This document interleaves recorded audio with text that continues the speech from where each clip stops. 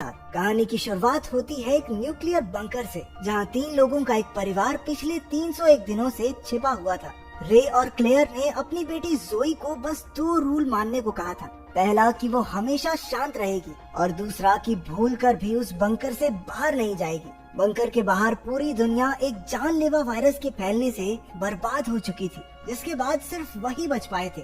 इस वायरस ने इंसानों को खतरनाक जीवों में बदल दिया था, जिन्हें वो ब्रीदर्स कहते हैं। वो किसी भी इंसान को देखते ही बेरहमी से मार डालते थे।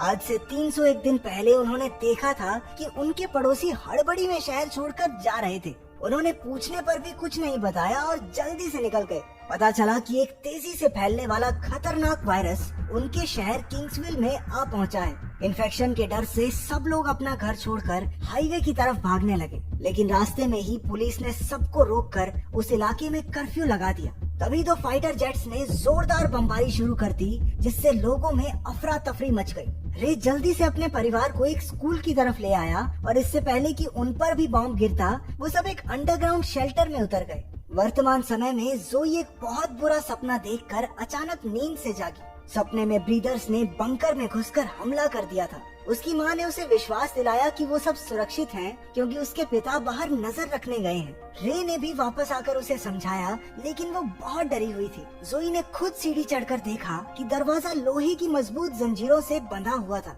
ये देखकर उसे शांति मिली और वो अपने माँ बाप के पास किचन में चली गई। फिर उसने अपनी माँ क्लेयर के साथ रोज की तरह दीवार पर एक और लाइन बनाई, जो दिखाती है कि उन्हें उस बंकर में रहते हुए एक और दिन पूरा हो चुका है। अब उन्हें वहाँ पूरे 302 दिन हो चुके थे। इतना वक्त अकेले रहने से जोई उदास थी, क्योंकि वहाँ उसकी उम्र का दूसरा कोई बच्चा नहीं था। वो इस गुमसुम जगह में रहते रहते थक चुकी थी। इसके बाद वो सब खाना खाने बैठे, लेकिन पता चला कि खाने का डिब्बा एकदम खाली था। असल में वहाँ एक चूहे ने घुसकर उनके बचे कुचे डिब्बे खाली कर दिए थे। उन्होंने हिसाब लगाया कि चूहा एयर डक्ट के जरिए अंदर घुसा होगा। चूहे के बारे में सुनकर जोई सहम गई। जोई इस बात से सहम गई क्योंकि ऐसे तो वो ब्रीदर्स भी अंदर आ सकते हैं, लेकिन रे ने उसे विश्वास दिलाया कि ब्रीदर्स उस डक्ट में फिट नहीं हो पाएंगे। उनका खाना लगभग खत्म हो चुका था, इसलिए उन्होंने मटर के दानों से अपना गुजारा किया। इतने दिनों से बुरी हालत में रहकर जोई परेशान हो चुकी थी। वो शिकायत करने लगी कि उसके माँ बाप ने उसे बंकर में बंद कर रखा है और वो बाहर जाना चाहती है। रे ने अपनी बेटी को शांति से समझाया कि यहाँ रहकर ही वो ब्रीदर्स से बच सकते हैं। उसने चुटकुले सुनाकर जोई को हंसाने की कोशिश की। रात को क्लेयर दूसरे कमरे में जोई का मन बहलाने के लिए उसके साथ लूडो खेलने लगी, लेकिन जोई जल्द ही बोर हो गई। फिर क्लेयर ने उसे दूरबीन देकर बाहर की दुनिया को देखने का मौका दिया। उसने देखा कि बाहर बर्बादी के सिवा और कुछ नहीं था। ये नजारा देखकर वो बच्ची अपनी माँ के साथ ही फिर से लूडो खेलने लगी। खेलते हुए जोई को वही चूहा उनका खाना चुराते दिखा। उन्होंने रे को नींद से जगाया और चूहे को मारने का फैसला किया। काफी पीछा करने के बाद आखिरकार क्लेयर ने चूहे को मार डाला, लेकिन इस बीच चूहे ने एक लैंप गिरा दिया, जिससे उनके कमरे में आग लग गई। क्लेयर ने कपड़े से आग बुझाने की कोशिश की और रे फटाफट पानी की पाइप को खोलने लगा। काफी जद्दोजहद के बाद भी पानी नहीं आ रहा था। आग बढ़ती जा रही थी तो क्लेयर ने मदद के लिए चिल्लाना शुरू कर दिया। आखिरकार पाइप में से पानी निकल आया और वो उस भयंकर आग को बुझाने में कामयाब रहे। लेकिन अब दिक्कत ये थी कि आग का धुआं एयर डक्ट के जरिए ऊपर जमीन की तरफ जा रहा था।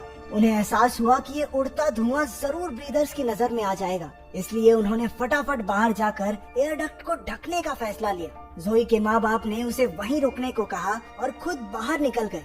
जोई पेरिस्कोप से उन पर नजर रखे हुए थी। तभी उसने एक अजीब परछाई को उनका पीछा करते देखा। उसे लगा ब्रीदर्स ने उसके माता पिता को देख लिया है। जोई ने जोर जोर से चिल्लाकर उन्हें सावधान करने की कोशिश की, लेकिन वो इतना दूर थे कि उन्हें उसकी आवाज सुनाई नहीं थी। वो हड़बड़ी में रूल्स को तोड़कर बंकर से बाहर निकली और जल्दी से अपने माँ बाप की ओर भागी। बाहर उसे दूर दूर तक कोई दिखाई नहीं दिया। वो जोर जोर से अपने माँ बाप का नाम चिल्लाते हुए उन्हें ढूंढने लगी। अचानक से क्लेयर जोई के पीछे आ गई और उसका मुंह बंद कर दिया। जोई ने उन्हें उस परछाई के बारे में बताया। पता चला कि वो असल में कुछ हिरण थे। वो तीनों खतरे से बचने के लिए भागकर अपने बंकर में चले गए। अंदर पहुंचते ही उन्हें ऊपर से ब्रीदर्स के चलने की आहट सुनाई थी। जैसे ही वो पैरों की आवाज उनसे दूर जाने लगी, जोई की डॉल की रस्सी अचानक कहीं अटक कर खिंच गई और उस डॉल में जोर जोर से म्यूजिक बजने लगा। रे बुरी तरह से डर गया और उसने डॉल की आवाज को बंद करने के लिए उसे पूरी तरह फाड़ डाला, लेकिन अब बहुत देर हो चुकी थी। क्योंकि ब्रीदर्स ने उस गुड़िया की आवाज सुन ली थी। वो जोर जोर से बंकर के दरवाजे की जंजीरों पर वार करने लगी। एक एक करके जंजीरें खुलने लगी थी। ये देखकर रे और क्लेयर सीढ़ी से चढ़कर उन्हें खुलने से रोकने की कोशिश में लग गए। एक पल को दरवाजा खुलने ही वाला था, लेकिन उन्होंने किसी तरह उस ब्रीदर को अंदर आने से रोक दिया। उन्होंने सोचा कि खतरा टल गया, लेकिन ये उनकी गलतफहमी थी। बाहर से आ रही आवाजें तेज हो गई। वहाँ पर और ब्रीदर्स पहुँच चुके थे। उनके कुछ करने से पहले ही ब्रीदर्स ने लोहे का दरवाजा तोड़ दिया और वो थम से नीचे आकर गिरा। वो तीनों हड़बड़ाहट में दूसरे कमरे की ओर भागे। क्लेयर ने लैंप गिराकर आग लगा दी, जिससे वो रास्ता ब्लॉक हो गया। उन्होंने एयर डक्ट के रास्ते से बाहर भागने का फैसला लिया।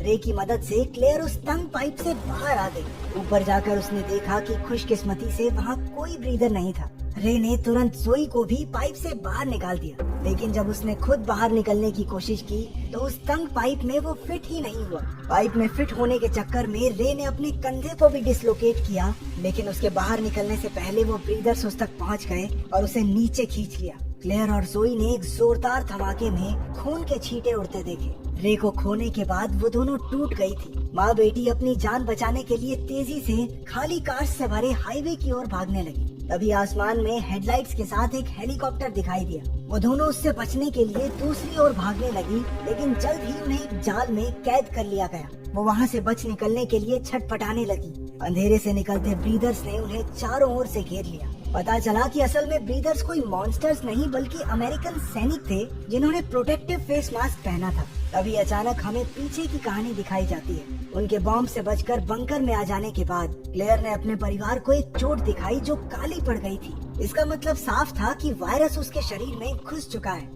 ये वायरस बड़ी तेजी से हवा में फैलता था, जिसकी वजह से पूरा शहर इसकी चपेट में आ चुका था। वर्तमान समय में सैनिकों ने उन दोनों का ब्लड टेस्ट करने के लिए सिरिंज निकाली। क्लेयर और जोई के खून से पता चला कि वो दोनों इन्फेक्टेड थे। ये देखते ही सैनिक बंदूकें तानकर उन्हें शूट करने के लिए तैयार हो गए, लेकिन इससे पहले कि वो ट्रिगर दबाते, वहाँ खूनी आँखों और काली नाड़ियों वाले एक वैम्पायर जैसे दिखने वाले जीव ने सैनिकों पर हमला बोल दिया।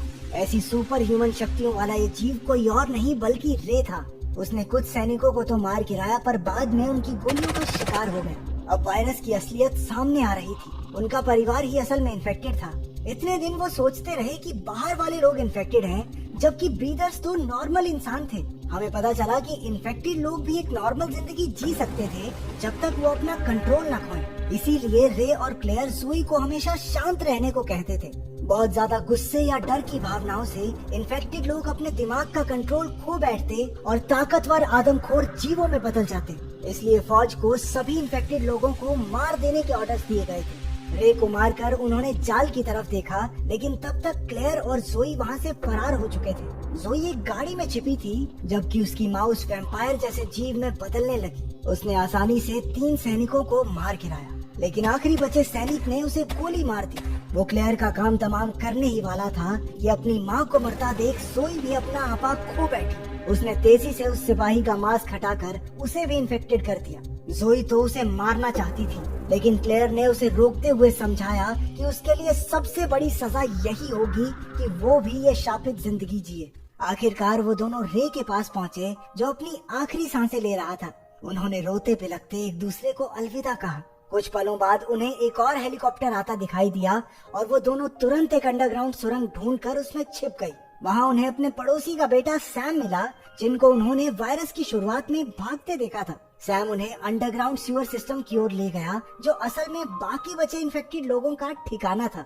वो लोग महीनों से वहाँ छिपे हुए थे।